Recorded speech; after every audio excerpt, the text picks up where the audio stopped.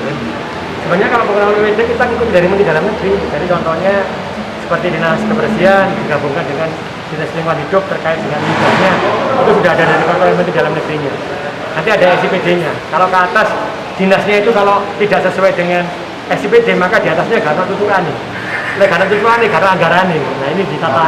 Ya tahun depan keluar anggarannya semua. Anggarannya dikurangi itu gimana Pak? Kenapa? Anggarannya akan dikurangi itu? Bukan dikurangi, dinasnya yang digabung. Jadi anggarannya tetap ya? Anggaran kan tergantung dari kegiatan masing-masing UPD. Assalamualaikum warahmatullahi wabarakatuh. Salam Elohim, Om Swastiastu, Namo Buddhaya, salam kebajikan rahayu. Saudara-saudara sekalian pemirsa Surabaya TV dimanapun Anda berada saat ini, masih bersama dengan kami Surabaya TV pada acara dialog khusus, di mana pada kesempatan ini kita akan membahas tentang restrukturisasi organisasi perangkat daerah di Kota Surabaya. Telah hadir bersama dengan kita Ketua Komisi D DPRD Kota Surabaya, Ibu Kusnul Khotimah, yang pada kesempatan ini bertindak sebagai Wakil Ketua Panitia Khusus Pembentukan Peraturan Daerah tentang perubahan atas peraturan daerah yang tentang perangkat dan organisasi daerah. Seperti apa pembahasan tersebut? Marilah kita sapa beliaunya, Ibu Kusnul Khotimah. Assalamualaikum warahmatullahi wabarakatuh. Assalamualaikum, waalaikumsalam, Mas Selamat Nana. sore, Bu. Sehat, Selamat Bu? sore, alhamdulillah. Ya, Ibu, pada kesempatan siang ini pada acara dialog khusus kita akan membahas seputar tentang peraturan daerah, rencana restrukturisasi organisasi perangkat daerah. Seperti apa itu, Bu? Sampai sejauh mana urgensinya tentang pembahasan perda tersebut? Silahkan, Ibu. Baik, terima kasih Mas Nanang. Assalamualaikum warahmatullahi wabarakatuh. Salam sejahtera bagi kita semua. Om Swastiastu, Namo Buddhaya. Salam kebajikan. Terima kasih Mas Nanang dan teman-teman serta warga Kota Surabaya yang saat ini sedang melihat channel kesayangan kita Surabaya TV. Pada sore hari ini saya dikunjungi sahabat saya Mas Nanang, sahabat seperjuangan saya, yang kemudian beliau hadir mengajak diskusi kami tentang pembahasan Raperda yang saat ini sedang kita bahas di Komisi D. Bapak Ibu sekalian, Mas Nanang dan tim dari Surabaya TV yang kami hormati, Komisi D mendapatkan tugas dari pimpinan Dewan tertanggal 24 Mei tahun 2021, beberapa waktu yang lalu. Kami diminta untuk membahas tentang perubahan Perda Kota Surabaya nomor 14 tahun 2016, yakni tentang pembentukan dan susunan perangkat daerah Kota Surabaya. Nah, ini memang urgent ya, harus segera dilakukan karena ada peraturan Menteri Dalam Negeri nomor 70 tahun 2019 serta ada peraturan Menteri Dalam Negeri nomor 90 tahun 2019 tentang klasifikasi, kodifikasi dan nomenklatur perencanaan pembangunan serta keuangan daerah. Nah, kami ini sudah rapat maraton karena Pansus juga baru disahkan di tanggal 24 Mei. Ini kita rapat sudah kelima, Mas. Jadi karena maraton sekali, bahkan setelah kita berdiskusi ini, Mas Nanang, kami masih harus kembali ke ruang rapat di lantai 3 dalam rangka percepatan pembahasan perubahan perda ini. Kenapa ini harus segera dituntaskan dalam waktu 60 hari kerja ya, karena SK atau surat keputusan DPRD Kota Surabaya itu adalah 60 hari kerja, karena memang ini dalam rangka percepatan pelaksanaan serta efektivitas efisiensi susunan atau kemudian perangkat daerah ya, sesuai dengan Permendagri yang saya sebutkan tadi. Tidak banyak yang dirubah, hanya saja memang karena kita tahu semangatnya adalah efektivitas efisiensi, maka kita juga harus sesuaikan dengan beban kerja berikut dengan sumber daya manusia yang tersedia. Kita tahu sudah sejak lama pemerintah pusat tidak membuka ya untuk tenaga PNS gitu ya, sehingga dan kita tahu juga bahwa banyak sekali tenaga PNS di kota Surabaya yang mengalami pensiun dalam setiap tahunnya. Karenanya kota Surabaya dengan kemampuan anggaran 10 triliun ya, walaupun saat ini kita sedang bekerja keras untuk mencapai itu, kita tidak putus asa ya, dan harus mengayomi 3 juta penduduk sebagaimana kita ketahui bersama.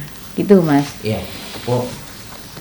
Selain mengacu pada Permendagri dengan semangat tadi efektif efisien, miskin struktur kaya fungsi, tentunya ada faktor lain yang menjadi pertimbangan, yaitu kebutuhan masyarakat Surabaya sendiri dan kultur masyarakat yang ada di kota Surabaya tentunya kan berbeda dengan yang lain-lain, apakah itu kota atau kabupaten yang lain. Nah, dalam hal ini apa yang menjadi kebutuhan masyarakat terkait dengan rencana dari restrukturisasi ini? Karena kan ada beberapa dinas seperti Dinas Perumahan dan Cipta Karya yang akan disatukan, kemudian ada Dinas Kebersihan dan Lingkungan Hidup serta Pertamanan akan disatukan, kemudian Dinas Pariwisata, Kebudayaan dan Pemuda Olahraga yang akan disatukan. Tentunya juga ada dinas yang justru akan dipecah seperti Dinas Pengelolaan Keuangan dan Pendapatan Daerah menjadi Keuangan dan Aset dan Pendapatan. Nah, sebenarnya apa yang dibutuhkan masyarakat, Bu, terkait dengan restrukturisasi ini? Termasuk di dalamnya tentunya ada jaminan bahwa kinerja pelayanan kepada masyarakat ini lebih baik lagi. Baik, sebenarnya kita tahu ya bahwa pasca kemudian dilantiknya Pak Wali Kota Surabaya beberapa waktu yang lalu, maka kemudian Pak Wali kita ini kan orangnya gaspol ya, jadi langsung kerja ya. Tapi tentu kemudian tetap dalam koridor, jadi, semangatnya itu untuk terus mendekatkan layanan kepada masyarakat. Bahkan beberapa waktu yang lalu Pak Wali punya gagasan brilian, yakni semua permasalahan itu dituntaskan di tingkat kelurahan. Nah, makanya sampai ngantor di kelurahan. Iya.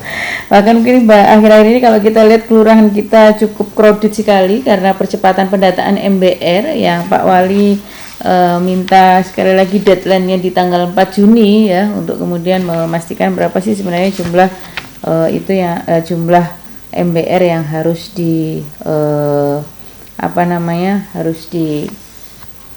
selesaikan dan dilakukan intervensi program.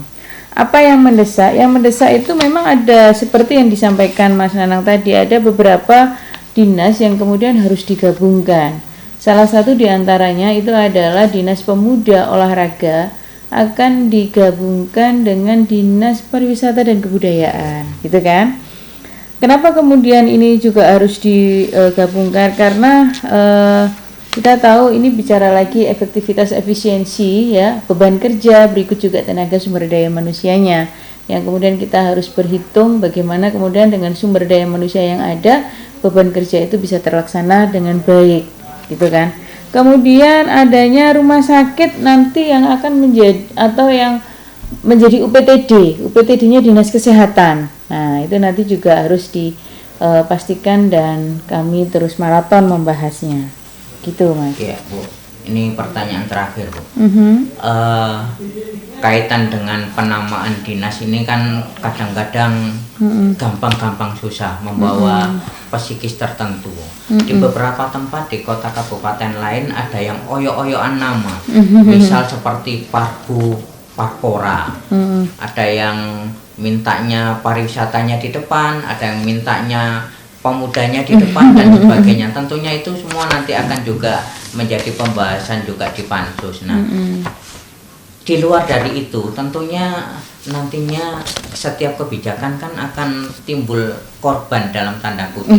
Ada kepala dinas yang kehilangan jabatannya, ada sekretaris dinas, kepala bidang yang sampai kasih yang kehilangan jabatannya.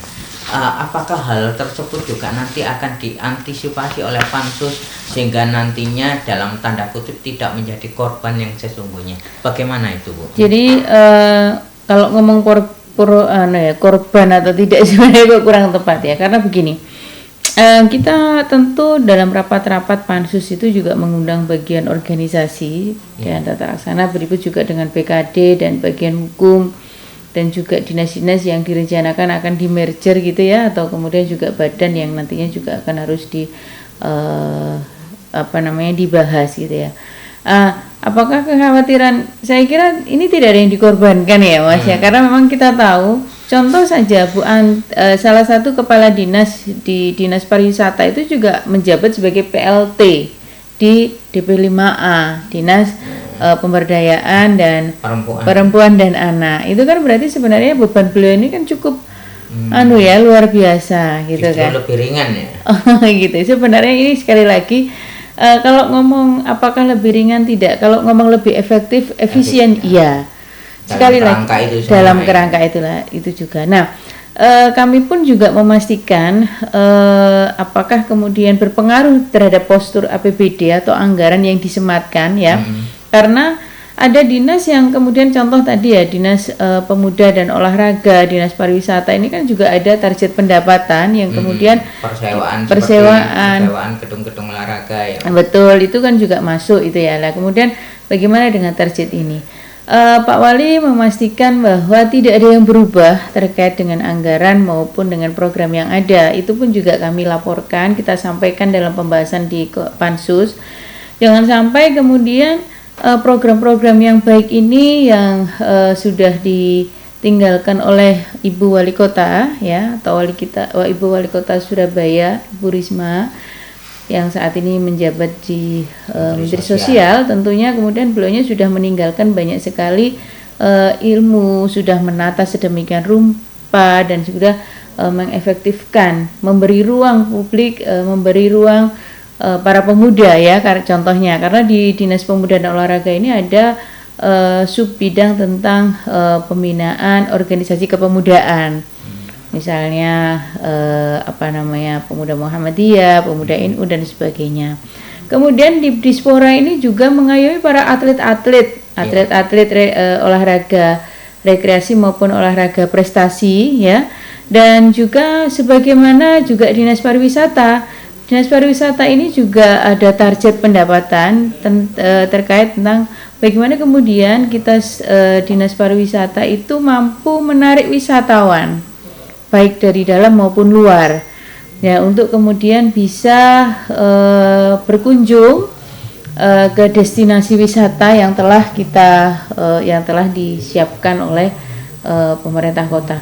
Memang Surabaya tidak memiliki tempat wisata alam ya, kita hanya memiliki tempat wisata buatan yang saya kira yang ada pun kita maksimalkan. Berarti nanti gitu. Ada ikon baru wisata olahraga mungkin. Bisa jadi, sebagaimana kalau kita lihat ya, ini kan sebenarnya kalau ngomong itu Mas Nana ya, olahraga ini kan sekarang menjadi habit ya, menjadi hobi. Kalau panjenengan Mas Nanang kan barangkali kalau pernah lihat ya, kalau kunjungan ke luar negeri itu mesti salah satu tempat yang akan dituju itu adalah olahraga, dan kalau sudah katakan di lapangan olahraga mesti ada penjual souvenir di sana ya kan, yang itu kemudian bisa disinergikan dari dinas ini gitu. Selain kemudian penguatan di bidang kebudayaan, memang kalau di bidang kebudayaan itu kalau kita tarik ke atas memang ada di Kementerian Pendidikan dan Kebudayaan ya, tetapi karena pendidikan ini adalah urusan wajib, sedangkan budaya ini urusan tidak wajib ya, pilihan katakan begitu ya. Dan Surabaya itu anggaran pendidikannya sudah di atas 20%. Dan kalau sudah di atas 20% tentu beban kerjanya juga cukup tinggi, dan kemudian berfokus pada peningkatan kualitas pendidik dan tenaga kependidikan gitu. Jadi para pemirsa, tadi kita sudah dengarkan cara bersama-sama pemaparan dari Ibu Kusnul bahwa semuanya dalam kerangka efektif efisien untuk meningkatkan pelayanan kemasyarakatan yang ada di Surabaya. Tentunya dialog ini masih jauh dari keinginan kita semua, karena itu semua keterbatasan waktu. Kita akan bertemu lagi di dalam kesempatan yang lain, tentunya masih dengan seputar tema-tema Surabaya terkini. Itulah dialog khusus pada kesempatan hari ini. Sampai ketemu dan tetaplah bersama dengan Surabaya TV. Salam Surabaya TV. Terima kasih.